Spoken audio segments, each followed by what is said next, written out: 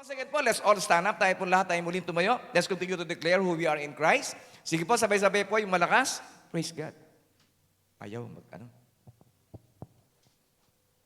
Praise God the Lord. Okay, help. Okay, praise God. Sige po, let's declare who we are in Christ. Sige po, in Christ, I am alive, anointed, and gifted with supernatural ability to do the will of God. Christ, wait lang po. Okay, sige po. Again po, in Christ, I am a recipient of God's great and faithful promises. In Christ, I am blessed to be a blessing to my church, family, workplace, and community. In Christ. Praise the Lord. Sige po, okay po, ulit po ulit. In Christ, I am confident will finish the good things that He has started in my life. In Christ, I am devoted to pray, study, and meditate His Word every day to prosper and succeed in life. In Christ, I am empowered by the Holy Spirit to fulfill my God-given dreams and reach the fullness of my destiny. In Christ, I am protected, and no weapons of the enemy shall prosper against me, for Jesus' blood covers me. Ano po, patotoo lang po, wala pong na-COVID po sa atin. Amen? Hallelujah. Why? Because Jesus' blood covers you. Amen? Praise God. Hindi po ba? Nakakatuwa. And then, in Christ, I am forever grateful for His love, grace, mercy, forgiveness, everlasting life, wisdom, guidance, and overflowing provisions. Kaya, sino po dito yung nagutom? Okay, nakita ko nga mukhang tumaba kayong lahat. Okay, amen. Pumayat lang sa inyo, pantalon. Okay, praise the Lord. Okay, sige po, I believe and declare this is my year of double portion, breakthrough, and promotion. For I am abundantly blessed in Christ forever, and no one can change it. Today, I'm going to receive the seed of the Word of God. My heart is prepared, my mind will be renewed, and my life will never be the same. I will get stronger, wiser, and better to live a life of victory, success, and significance, all for God's glory. Father God, once again, we just want to thank you dahil once again, you have gathered us in this place. At muli, Panginoon, mangusap ka sa pamamagitan ko at ang bawat sa puso amin ay lalabas, Panginoon, sa lugar na ito ang mas mataas ang pananampalataya kaysa pa sa dati. And Lord, allow your Holy Spirit, O God, to move mightily upon this place. Katagpuin mo ang lahat-lahat ng mga pangangailangan ng iyong mga anak, lahat ng mga problema, magkakaroon ng solusyon, may sakit, gagaling, O Diyos. Ito po ang aming samadalangin sa ngalan ni Jesus. And everybody says, Amen and Amen and Amen. Sige po, we can be seated in the presence of God. Hallelujah. We are in the series of reset. Okay? So pagka meron po problema, pag ikaw ay nakukonfuse, kinakailangan mo lamang, you have to reset your mindset. Last Wednesday po, we reset our mind about our purpose for living. Kung di mo alam kung bakit ka nabubuhay, of course, ang buhay mo ay wala pong direksyon. Kaya napakahalaga that we should know kung ano po yung layunin, what is our purpose for living. Hindi ka lang naman nabuhay dito para mag-aral, magtrabaho, mag-asawa, and then matigok. Tama? So meron po mas malalim na kahulugan ang buhay na ipinagkaloob sa iyo ng ating po Panginoon. So sa ating pong pagre-reset, dapat po we have to reset our daily habits. Actually po, pinag-usapan po natin is about resetting our daily habits. Ano po yun? Get excited every day. Dapat maging excited ka, hindi yung, ay, papasok na naman. Ay, naku, makikita ko na naman yung aking boss na bruha. Okay? So we have to get excited every day. Amen? And then number 2, you have to, kung gusto, sino po yung dito yung gusto yung maging mahaba ang inyong pong buhay? Nung mag-edad kayo ng 70, wala kayong rayuma. Walang masyado sumasakit sa inyong pong katawan. Of course, we have to exercise. Kailangan mag-stretch po tayo. Tama? Huwag yung palaging pagkakain mo, gusto mo na kagad matulog. Tama? So we have to exercise, ano po, unang-una sa lahat, nawawala yung sakit ng ating po katawan, and then bibihira ang magiging dahilan para ikaw ay pumunta sa doktor, and then you exercise for longevity, para mahaba ang iyong buhay. Amen? Okay, and then alam niyo po, meron po tayong parte. Alam ko, ang mahabang buhay ay regalo po sa Diyos, pero meron po tayong bahagi na dapat po nating gawin para humaba ating buhay. And then number 3, eat healthy. To be healthy. Alam niyo po, sa lockdown, medyo nawala po tayo sa control. Tama po ba? Ako lang po ba nagsasabi ng totoo dito? Okay. Hindi po ba? Nawala naman talaga tayo sa control because usually before the lockdown season, hindi na po kami nagbe-breakfast eh. We only eat lunch 1 o'clock and then we eat dinner before 9 o'clock. Meron po kaming windows, okay? Yung pong 8 hours windows. Pero nung nag-lockdown, siyempre wala kang inis. Ano kaya almusal? Ano kayang tanghalian? Ano kayang merienda? Amen? So, kinakailangan we have to reset our eating habits. Kinakailangan mamili na po tayo ng mga masusustansyang pagkain, mga healthy food na dapat po natin kainin. Then number 4 po, establish your relationship. Okay? Alam niyo po, pagka palagi kayo magkakasama-sama at medyo stress kayo, hindi po ba? Dalas kayong nagkakainitan. So, ngayon po, it's time for us to establish our relationship, yung mga kasamahan po natin sa bahay. Okay? And then, of course, our relationship with one another. Dapat po, mag-attend na po tayo uli ng ating po mga cell groups. Okay? Sabi mo nga sa tayo, mag-attend na tayo na uli ng cell groups. Wala akong kausap dito. Okay? Amen? Okay, and then eliminate bad habits. Gusto po natin na magkaroon po tayo ng magandang pamumuhay. We want to live a life that is fulfilled. Of course, we have to eliminate bad habits and establish a good habits. And then number 6, educate yourself. Huwag po tayong titigil ng pag-aaral. Number 7, excel to educate others. Alam niyo po, God wants us to excel in everything that we think, in everything that we say, in everything that we do. Pero ano pong purpose, bakit po tayo kinakailangan mag-excel para lumaki ang ulo mo? No, ang reason po is for us to help others as well, para matulungan din po natin ang iba. Okay, yung po mga struggle. Halimbawa, kung marunong kang magluto ng kare-kare, turo mo sa iba. Di ba? Wala akong kausap. Okay. Amen? Hallelujah. And then think about eternity. Ito po yung napakahalaga. Kaya po tayo, we have our devotion every day. Think about eternity. Because life is short. And hindi po natin alam kung kailan tayo kukunin ng Panginoon. Although na nag-exercise ka, pero pagka sinabi ni Lord na kukunin na kita, wala po tayong magagawa. Okay po? Okay, praise God. So, ngayon po, pag-usapan po natin, since marami po mga namang problema during the lockdown season, nawala ang savings, nawala ng trabaho, ang daming NPL. Hindi po ba? So, we have to reset our mind about money. Okay po ba yan? Okay po, pag-usapan po natin ng pagkakapirahan dito ngayong araw na to. Okay, kasi po, is a very important part of our life. Hindi po ba? Ang pera nakapagbibigay sa iyo ng kaligayahan. Tama? Hindi po ibig sabihin na nakakakain ka ng maayos, hindi ka nag-aalala, hindi ka na-stress. So money in itself is not evil. Hindi naman po talaga masama ang pera. At hindi rin naman po ito mabuti. Okay? It is not evil and it is not good. Bakit? It is only a thing. Isang gamit lang ito. Tama?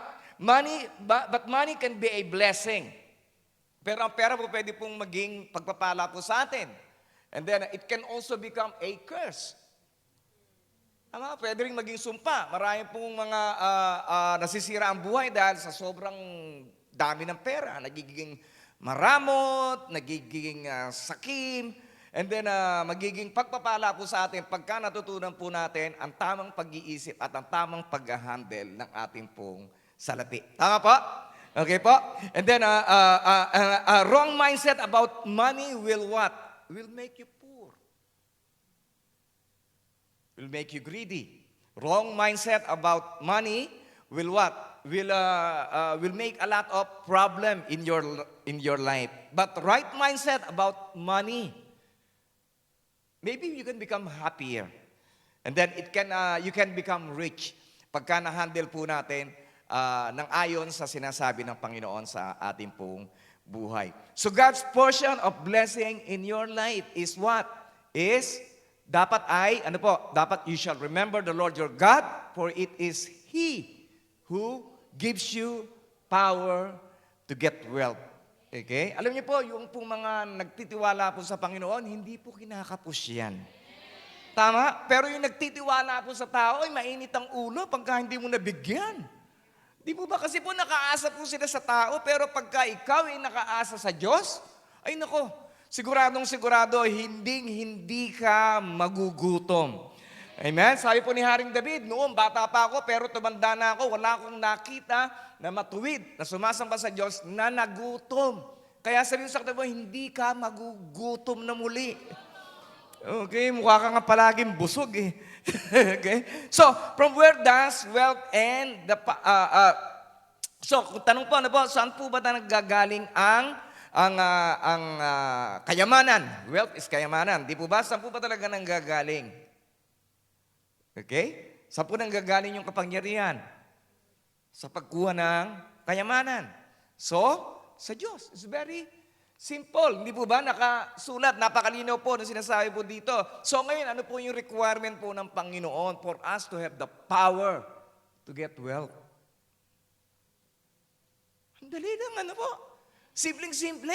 Sabi dito, remember the Lord, your God.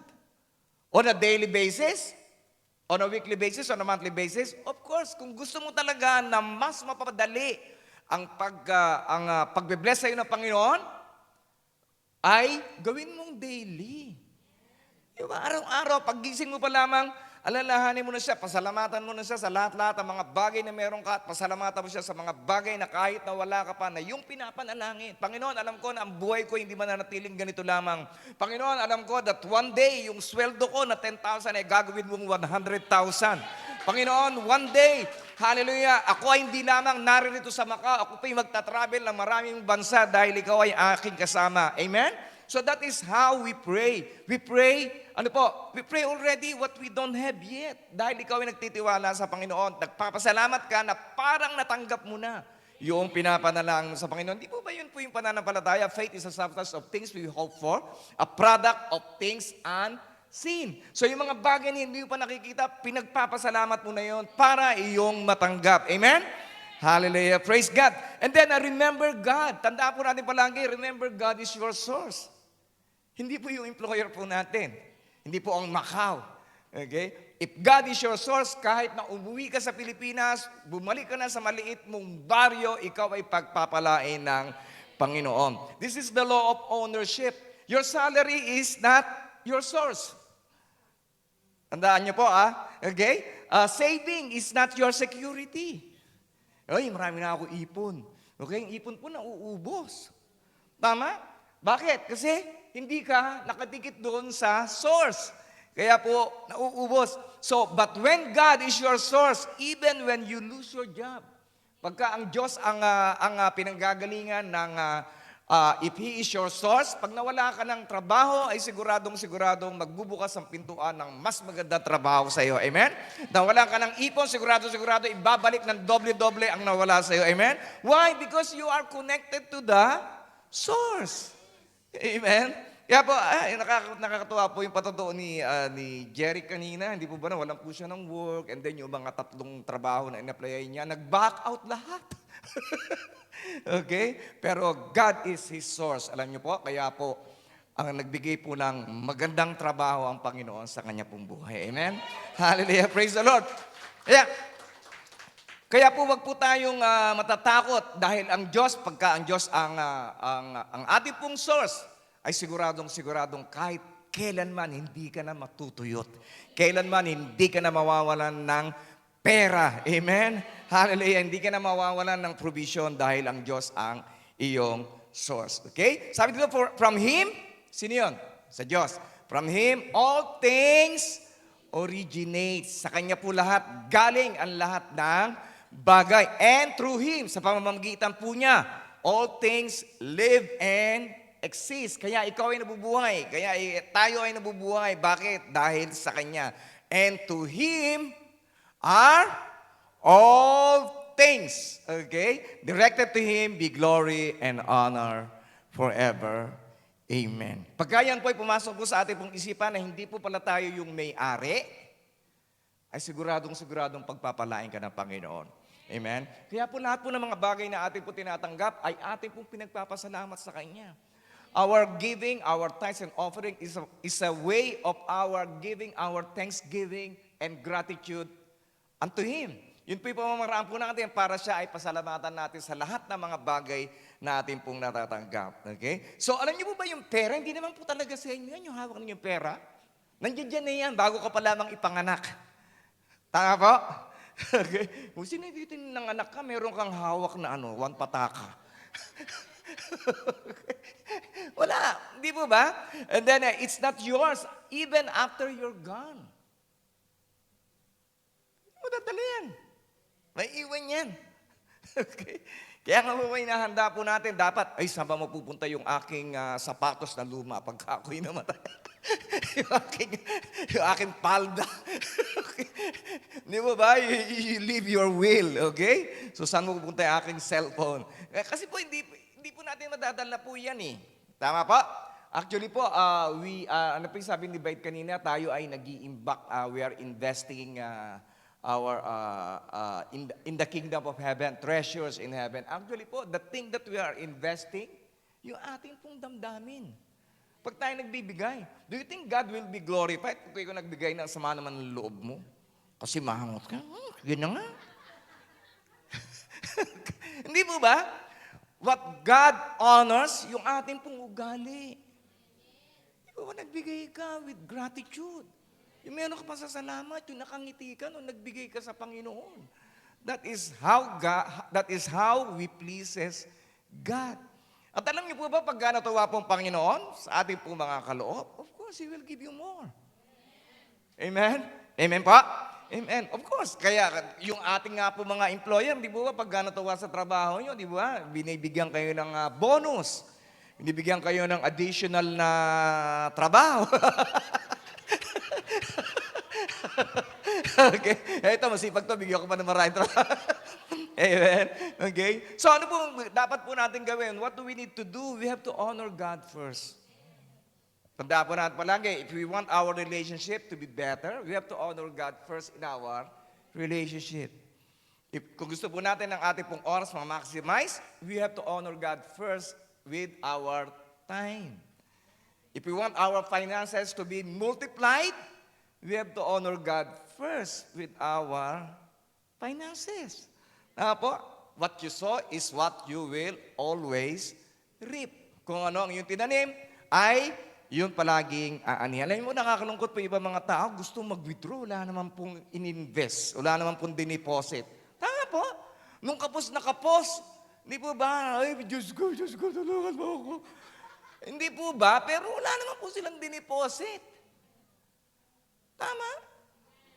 So it's very important for us to know this principle of sowing and reaping. Check ka ng ATM mo, wala ka naman diniposit. Lord, miracle Lord. Hindi po magmimilagro si Lord. Tama? So napakahalaga po that we should honor God first. That is the law of tithing. Okay, sabi dito, honor the Lord with your wealth and with the first fruits of all your crops, income. Okay, at ang sagot ng Panginoon, and then you will experience the overflow. Okay, amen. Sabi mo nga sa katabi mo, mag-overflow muli ang salary ko. Okay, amen. Alam niyo po ba, the truth is, God doesn't want your money. Sa Kanya naman galing yun. Tama, di naman gusto ni Lord ng pera mo. Tama? He wants your obedience. Ang gusto ng Panginoon, ang ating pong pagsunod sa Kanya. Bakit po kaya ang ating pong Diyos, mas marami po siyang preaching about money kaysa sa love, kaysa sa langit, kaysa sa impyerno? Bakit po kaya? Kasi po alam niya na ang pera ang siyang magiging karibal niya sa buhay mo. Okay? Diyan po ba kaya? Tama po. Pera ko, pera ko. Di po ba? We have to honor God with our wealth. And then next verse 12, bring the tithe to the designated place of worship. Alam niyo po, hindi ko po sinasabi ito dahil nangangailangan po ang church. Ang church po ng Panginoon mayaman. At ang nais ng Diyos sa buhay po ninyo ay mapagyaman.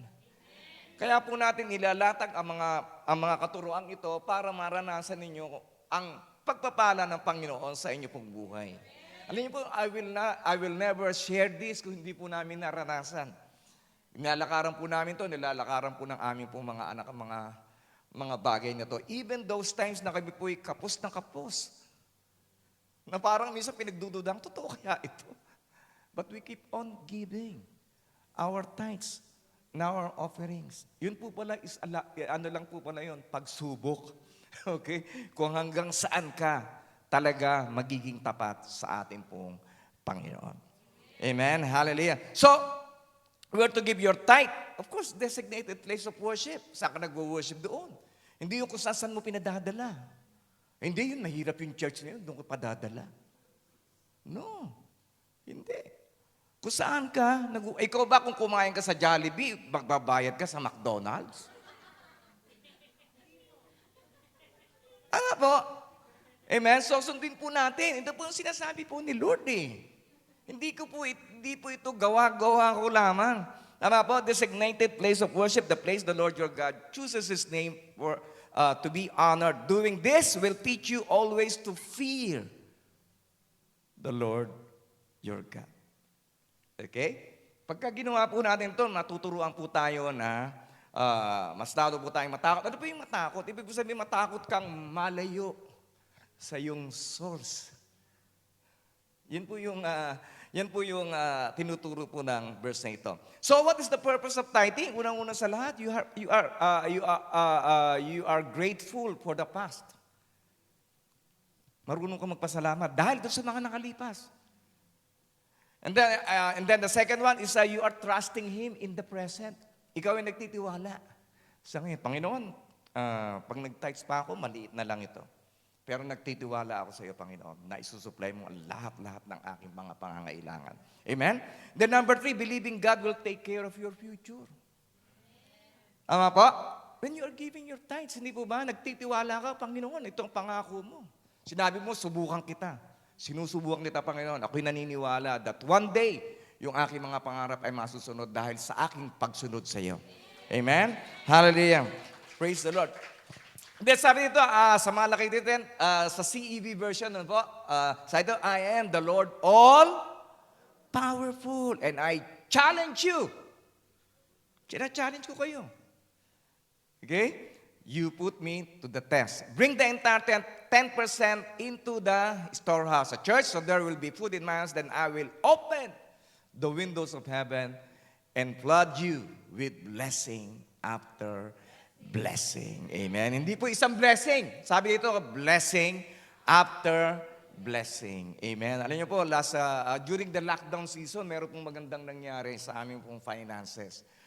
Unang-una sa lahat, yung aming pong binebenta yung aming pong kondo na natagalan ng pagbebenta, finally, okay, na-transfer na rin po yung kabayaran. Amen?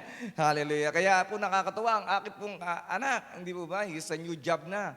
At ang nakakatawa, ang kanya pong sweldo doon sa last job niya at saka doon sa bago niyang trabaho, nag-overlap. Okay? Kaya doble ang kanyang sweldo. Amen? Kaya po nakakatawa po talaga ang ginagawa po ng Panginoon. Kaya praise God. So, and then even though the lockdown season, they still have their work at home. Okay? Kaya hindi po pwedeng pigilin ng kahit na anumang virus, ng kahit na anumang demonyo, ng kahit na anumang lockdown ng pagkapala ng Panginoon sa iyong buhay pagka siya ay iyong sinunod. Amen? Praise God. Si Sister Jean, di ba? Nagre-reklamo dahil wala raw siyang day off. Amen. So sabi ko, blessing ba yan? Hindi niya malaman kung blessing talaga yun. Okay, so praise the Lord. Hindi po ba? So napakabuti po ng Panginoon sa ating pong buhay. And giving to your family, giving to your relatives, giving to the needy, giving to the poor, maganda po yun. Wala pong problema yun, tumulong po tayo. Pero it is not tithing. Hindi po yun tithing. Hindi po yun nag-honor kay Lord. Okay pa? So, ibig sabihin, sundin muna natin si Lord. Tsaka po tayo tumulong sa mga mahihirap, tsaka po tayo tumulong sa ating mga pamilya, tsaka po tayo tumulong sa ating mga kamag-anakan. Alam niyo po, pag ginawa niyo po yan, inonor niyo muna siya, may katulong kayong tutulong para sa inyo pong mga kamag-anak at saka sa inyo pong mga pamilya. Tama po? We don't play God. Wag po tayong para tayong Diyos. Naku, paano na sila? Mamamatay na sila sa gutom. Hindi po ba? So don't play God. Meron tayong Diyos. He is the source. At saka kayo po, wag din kayo padala na padala. Lahat pinadadala ninyo. Nasubukan nyo na po ba yun? Nagpadala kayo ng 5,000, ubos. Nagpadala kayo ng 50,000, ubos din. So anong problema? Yung laki po ba ng pera? Ang problema po yung mindset. Nung mga pinadadala niyo, marami pa, ubusin na natin to. Tama? So magtabi po kayo ng para po sa inyo. Amen? And then, sabi ko, magtatabi po tayo, save money consistently. Huwag yun, nag-preach si pastor about savings, bukas mag-save na ako. And then next month, wala ka na naman savings. Okay. Di ba ba? So, consistently. So, paano yun? Ang hirap nga, pastor, kasi nga yung ating pong mindset, kinakailangan, binabago. Okay? Kaya sabi mo sa katabi mo, magbago ka na. Okay? Ano po nangyayari pagka wala kang ipon? Sa bangko, wala kang ipon. Di po ba? Ano nangyayari? Unang-una sa lahat, nagkakaroon po kayo ng stress. Tama? Pagkatapos ng stress, nadadagdagan pa, nadidepress ka, nagkakaroon ka ng mga anxiety, di ka mapakali. Tama? And then, yung iba dito, nag-gain ng weight. Wala nang pera, tumaba pa. And then, yung iba naman, nag-lose ng weight. Okay, pumayat, nasa kulang ng pera. And then, nawawala ka sa concentration mo. Di ba? You cannot focus. Wala kang focus dahil wala kang pera, di ba? And then, pati yung relationship ninyo naapektuhan. Di ba? Wala tayong pera. Wala na. Hindi po ba? Hindi, away na kayo. Anong kakainin natin? Ewan ko. May migoring ba dyan? Hati na lang tayo. Tama? So, it's very nakaka-stress po talaga pag wala kang pera. And then, nakakalungkot pa nun, may insomnia ka. Hindi ka na makatulog. Tama? And then, ano pa po? And then, minsan, kung ano-ano na lang minsan nagiging dahilan pa po ito ng substance abuse. Nagtututo ka ng mag-drugs, kung ano-ano. And then, ito rin po pala ang dahilan. Ito rin po yung sakit na yan na idudulot pag wala kang pera. Nagkakaroon ka ng atake sa puso. Okay? Kaya po napakahalaga na dapat ay meron po tayong savings. Kinakailangan mag-ipon ka na. Sabi mo, mag-ipon ka na nga. Huwag kang puro gasta ng gasta. Okay? Bakit kasi pag wala kang savings, so na-stress po tayo pag wala po tayong savings. So, set aside a portion of your income after your tithes and your offerings. Mag-set ka na. Kung nahihirapan ka talaga, simulan mo lang kahit 1%.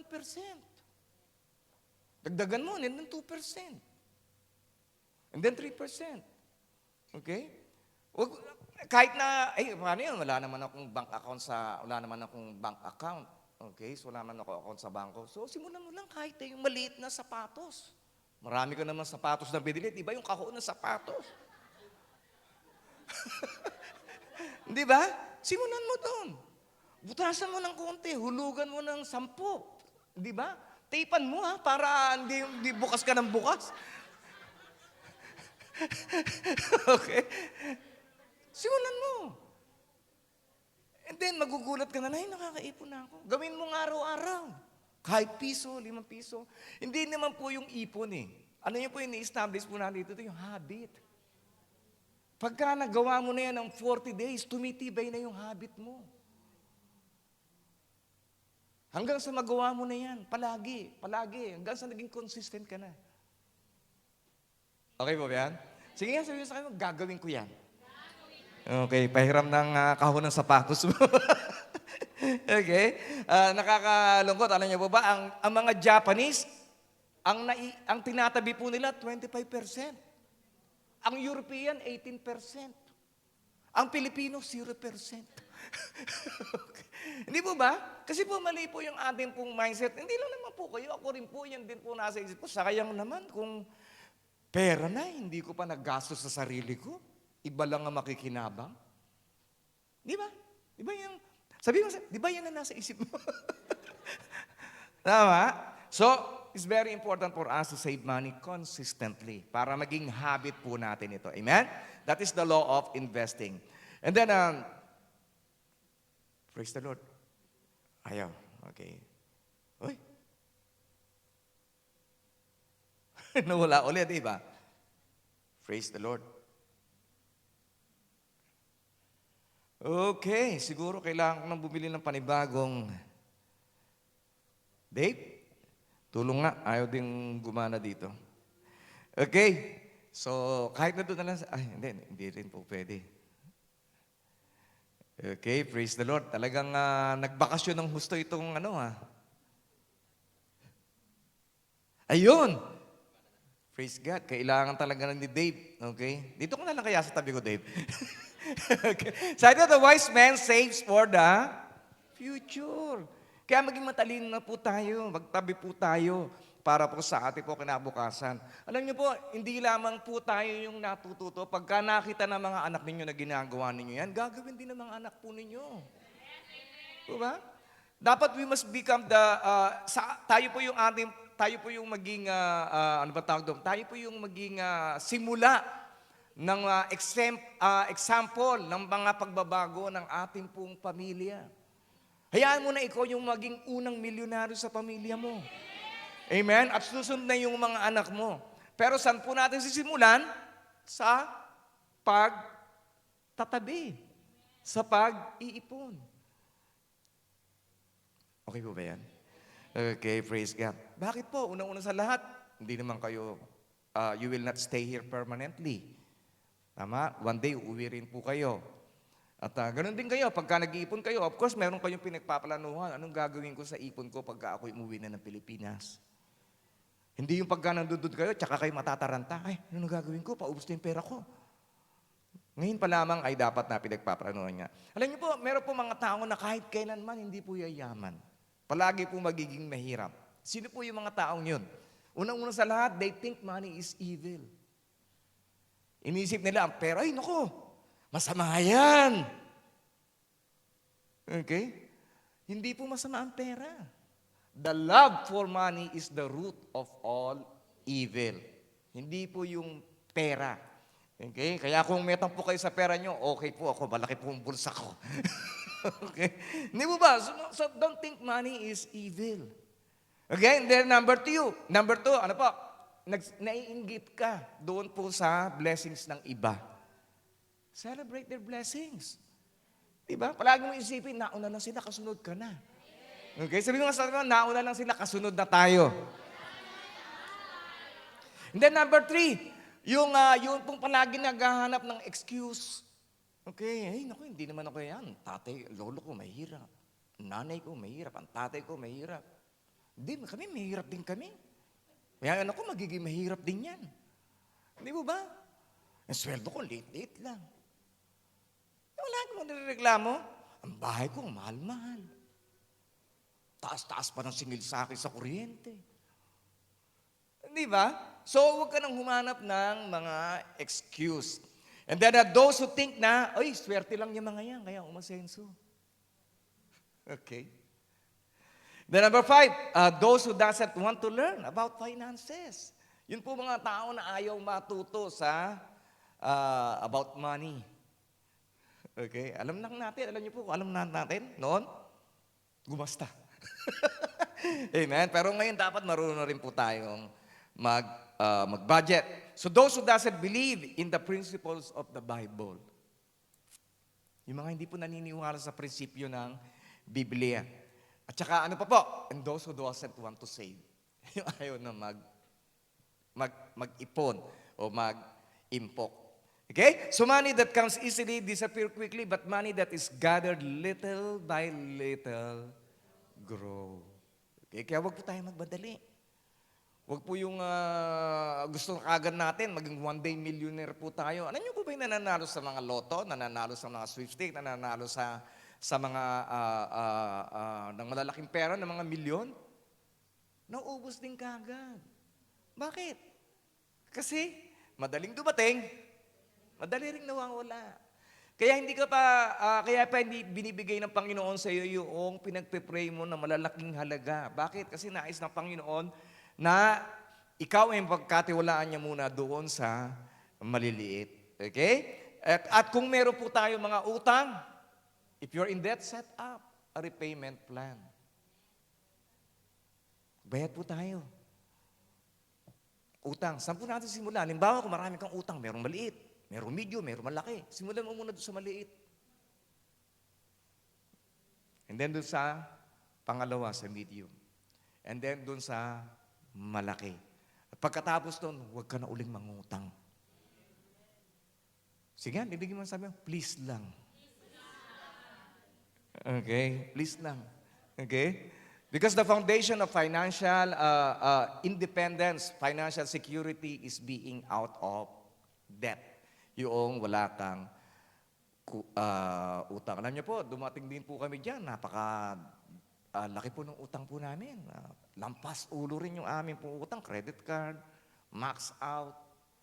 Marami, iba't ibang klase. Naku, nahihilo na nga. Hindi ko na nga tinitignan yung aking pong bill. Naku, nakakahilo. Pero purihin po ang Diyos dahil niligtas niya po kami sa aming pong pagkakautang. Figures, maybe it's millions. Pero napakabuti po ng Diyos. Amen? Pagka ikaw ay naging tapat sa Kanya, you continue to do what He asked you to do. Patuloy pa rin po kami nagtatize kahit na po maraming utang. Kahit na minsan, hindi na po kami nakangiti. Pero dinidig ng Panginoon dahil kami ay sumunod sa Kanya. Amen? Praise God. Kaya tayo sunod lamang po tayo. Kasi po, ang nice ko po, bilang pastor, ay one day makita po kayo na magaganda na po ang buhay po ninyo.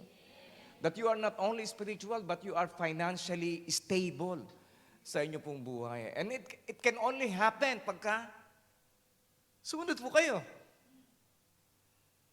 Hindi po mangyayari pagka hindi po tayo susunod. Okay? Kaya continue to pray. Continue to trust God. Continue to honor Him. And God will make miracles over your finances. Okay? At ang nakakatawa po nun, hindi lamang po kayo pagpapala, maging ang inyo po mga mahal sa buhay ang pagpapala. Amen? Praise God. And then, keep good records. Alam niyo po, struggle po ako dito. But I'm still trying my best. Hindi po ako expert sa keeping records. Okay? Pero nagsusulat-sulat din po ako. So, ganun din po ang baso po sa atin. Hanapin po natin kung saan yung pumasok at alamin po natin saan yung lumabas.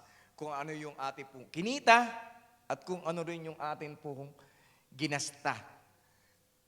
Okay? Praise God. And then, good planning and hard work lead to prosperity. But hasty shortcuts leads to poverty. So yung yung dalawang mahalagang bagay na dapat po nating pagtuunan na pansin ay yung pagpaplano. Magplano po tayo ng ating pong finances and then sipag. Alam ko, lahat ng mga Pilipino masisipag yan. Okay? So, hindi lamang po tayo dapat na maging masipag sa ating pong trabaho, dapat maging masipag din po tayo sa ating pong sarili. Anong ibig sabihin, Pastor? Dapat masipag ka na mag-aral pa about your finances. Masipag ka magplano about your finances. Masipag ka mag-budget ng iyong finances. Okay? If you work hard on your job, you will make a living. Sabi nga ni isang favorite, but if you will work hard on yourself, you will make a fortune. Okay? Yan po sabi na aking favorite na, ano ba ito? Motivational speaker. Kaya po napakahalaga that you have also work, you also need to work hard on yourself. Mag-aral po tayo about finances. And then plan your spending. Okay? Kung masyadong malaki ang gastos mo, siguro na kailangan mag-cut ka na ng gastusin mo. Okay? Kung may kasabihan nga po tayo, hindi po ba, pagka maikli ang kumot, kinakailangan matuto kang mamaluktot. Okay? Narinig niyo na ba yan? Sino po yung nakarinig na nun? Ayan, kala ko ako lang matanda dito eh. Okay, meron din po pala. Okay, so, and then those who feel rich before they become rich. Okay, ano po nangyayari? They will never prosper in life. Di ba feeling rich ka na kagad? Tama? Pero wala ka naman pera. Feeling rich ka lang. Di ba maraming ganyan? Tama? So, dapat wag tayong maging feeling rich. And then, stupid people spend their money as fast as they get it. Kanina po yung marunong, nagsisave, pero ito po yung pong stupid. Sakit pakinggan, ano po? Stupid. Okay, ibig sabihin, wala na. Hindi pa sumusweldo, ubus na. Nakaplano lahat ng gagastusin, pero hindi nakaplano yung kanyang pag-iimpok. Tahimik na rito. Okay? Di po ba? So, ang tawag doon, ano po tawag po doon? Galit sa pera. Pag galit ka sa pera, galit din sa iyo ang pera. Hindi lalapit sa iyo yan. Hindi pa hawak yung pera, ubos na. Nakasapatos na. Okay? Amen po? And then enjoy what you have. And then lastly, if you, after doing these things, enjoy what you have. Be contented with what you have. Bakit po? Kasi kailan ka ba magpaplano na maging masaya pagka sumobra na yung ipon? Ay, hindi. Dito lang ako magiging masaya pagka umabutan ng 1,000,000 ng pera ko, nakatapos na ng pag-aaral yung mga anak ko, at nabayaran ko na ang lahat ng aming bahay, tsaka pa lamang ako magiging masaya. Eh, paano kung hindi ka na umabot doon? Kailan ka naging masaya? Okay? So, enjoy what you have. Hindi po ibig sabihin na, na palaging pera lamang ang dahilan para mag-enjoy. Lumakad ka sa Benicia, 10 beses kang lumakad doon, huwag ka na nga lang bumili. Di ba masaya ka na, naka-aircon ka pa. Tama? There's a lot of enjoyment that is free. Tama? So, enjoy your life. So, kasi kung hihintayin mo lamang na lahat mangyari yung mga plano mo, mga pangarap mo, you will get frustrated. Okay, alam niyo po, my happiness is to be with my kids. To be with you. Okay, kasi this is my assignment. Di ba? To relate with you all. Na maayos pa yung ating pong relationship. Because that is the main reason why God has created us. For relationship. Tama? Okay, so let's continue to excel in this area of relating to one another. Di ba? Kaya nga po ang declaration po natin palagi, I am kind, I am patient, I am not jealous, hindi ako maiinggit, hindi ako magseselos, hindi ako magtatanim ng galit. Okay? Bakit? Because it's God wants us to be relating to one another. Okay? Praise God. And then, if God gives us wealth, okay, ito ba yung condition na po? If God gives us wealth and property, let us enjoy them. Enjoy mo lang. We should be grateful and enjoy. Palagi pong pumapasok palagi yung may pasasalamat. Kasi po yung mga tao pong hindi po nag-enjoy po sa buhay po nila, kahit po marami po silang pera, kahit halos lahat, meron na sila, ang kulang po ay yung pagpapasalamat. If you want to be joyful person, gusto mo na maranasan mong kagalakan, you keep on thanking God. Patuloy po tayong magkaroon po ng puso na may pasasalamat. And then enjoy what we have worked for. Enjoy po natin yung ating po mga pinagtrabahuan. It is a gift from God. Okay? So, yung ating po mga mahal sa buhay, ating po mga anak, ating po mga magulang, okay, we love them.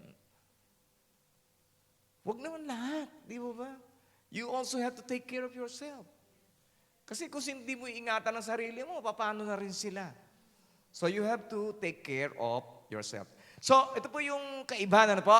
So saan po ginagastos ng mga hindi po naniniwala sa Diyos? Yung mga unbeliever, yung kanilang pera. Ano pong ginagawa po nila sa pera nila? Unang-una sa lahat, gasta. They spend first. Di ba? Gasta muna sila, gasta. And then, tsaka pag medyo nauubos na, tsaka na sila nag-worry. Ay, nako. Layo pa ng katapusan.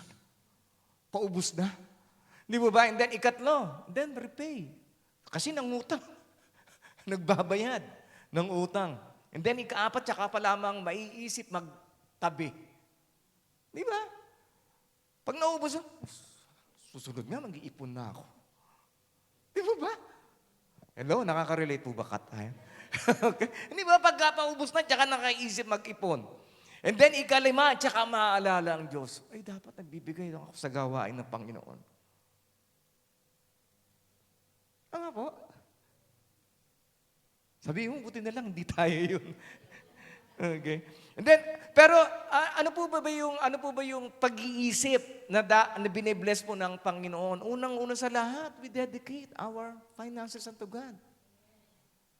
Dedicate po natin. And then number 2, we have to tithe. Honor God first. And then number 3, ikatlong bagay na dapat po natin gawin, we have to save. Mag-ipon ka. Paano nga yun, Pastor? Paano nga ako makakaipon? Lahat pinadadala ko sa aking pamilya. And then, bawasan mo. Mag-ipon ka. And then, ipagkatiwala mo sa Panginoon kung ano yung kanilang, yung binawas na sumobra pa sa ginagasta nila. Ano po tayo? Bawasan po natin. Dahil ganun din naman ubos. Malaki pinadala mo, ubos din. So, magtabi ka na. Okay? And then ipanalangin mo, Panginoon, I pray na mas sumobra pa yung aking pinadadala na binawasan ko kaysa sa dati. And then number 4, repay. Buwasan po natin yung ating po mga utang unti-unti. And then number 5, enjoy. Enjoy yourself with what is left. Huwag mong gastusin yung wala ka pa. Amen? So ano po uli yung pera? Money is a test. Test of our character. Money is a trust. Ito po itiwala lamang po sa atin. And then, if you have not been trustworthy in handling worldly wealth, who will trust you with the true riches of eternity? Kundi po tayong pagkakatiwalaan sa mga maliliit na bagay, paano ko pagkakatiwalaan ng Diyos ng malaki at ng higit pa doon po sa mga kayamanan na nagbumula sa kalangitan. Kaya po tayo bilang as a employee, OFW in this place, kung hindi po tayo pagkakatiwalaan, hindi po ba tayong pagkakatiwalaan ng malaki? Amen? Kaya po, once again po, let's review. Ano po yung dapat po natin tandaan? To reset your mind about money, you have to remember God is your source. Number 2, ano po? Honor God first. Then number 3, save money. Okay? Consistently, habitually. Okay? And then number 4, keep good records. Maglista po tayo. Ito yung pumasok, ito yung lumabas. Number 5, plan your spending. Okay? Kung dati, ang laki ng ginagasa mo, hindi bumasa mo ng konti. And then number 6, enjoy what you have. What's left. Amen? Hallelujah. Sino po dito yung gusto nyo magkaroon ng pagbabago ang inyo po mga finances? Amen. Sige po, tayo po lahat ay tumayo. Let's all stand up. Hallelujah. Hallelujah. Hallelujah. Father God, once again, we just want to thank you for opening up our minds about finances. Amin pong mga pananalapis, amin po mga income. Lord, continue, Lord God, to renew our mind, O Lord, hallelujah, upang ang amin pong buhay, upang maranasan namin ang pagpapala na nagmumula sa iyo, Panginoon. And help us to obey every principle of the Bible about finances. Dahil alam ko, Panginoon, na ang nais mo, it's your will that your people, Lord God, to be blessed in all areas of their lives, not only spiritually, not only in relationships, not only, Panginoon, in emotions, but also in finances. Dalangin ko, Panginoon, ng mga anak mo, Lord, hallelujah, nagkamali po sila ng kanila pong diskarte, sa kanila pong mga pera, sa kanila pong mga pananalapi. Pray, Lord God, hallelujah, hindi kanila inuna. But I pray, Panginoon, that this time, as you correct each and every one of us, help us, oh God, to honor you first in everything, in our time, in our relationships, in our job, and even, Lord God, in our finances. Help us, oh God. Help us, Lord God, in this battle, Panginoon. Alisin mo, Panginoon, ang aming pong kasakiman. Alisin mo, Panginoon, hallelujah, ang aming pong puso, Lord God, hindi po mapagpasalamat sa lahat ng mga pinagkaloob mo sa amin. Ayaw na namin, Panginoon, ng ganitong klase ng pamumuhay. Ayaw namin, Panginoon, that every time na magkakaroon ng ganitong kalabidad, O Diyos, kami ay kinakapos. Kami natatakot. Kami nag-aalala. Nais namin, Panginoon, sa bawat bagyo na aming pangdaraanan sa buhay nito, Panginoon, hindi po kami matatakot dahil alam namin that we are secured. Dahil ikaw ang una po namin pinarangalan. Ikaw ang una po namin inalala. Hallelujah. Hallelujah. Hallelujah. Hallelujah. Sige po, let's all sing a song. I love you, Lord, for your mercy never failed me. All my days I've been held in your hands. From the moment that I wake up until I lay my head, I will sing of the goodness of God. All my life you have been faithful, and all my life you have been so, so good. With every breath that I am able, I will sing of the goodness of God. I love your voice. You have led me through the fire in darkest night. You are close like no other. I've known you as a father. I've known you as a friend, and I have lived in the goodness of God.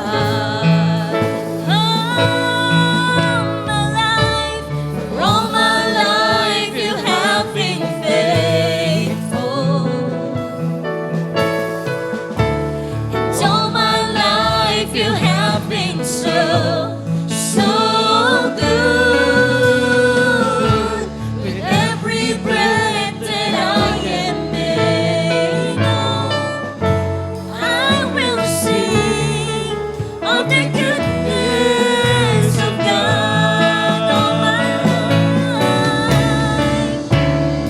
All my life you have been faithful.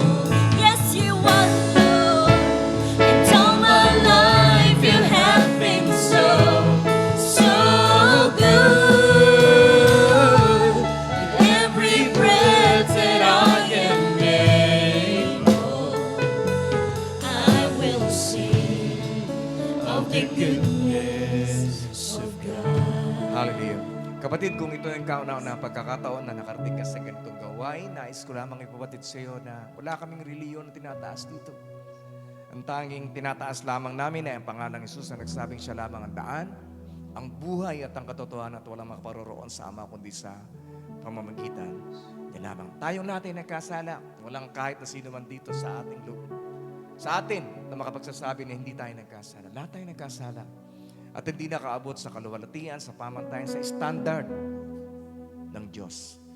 At ang kabayaran ng kasalanan ng iyong kapatid ay ang pagkakawalay sa presensya ng ating Diyos. Kung malayo tayo sa kanyang presensya, wala tayong kagalakan, wala tayong kapayapaan.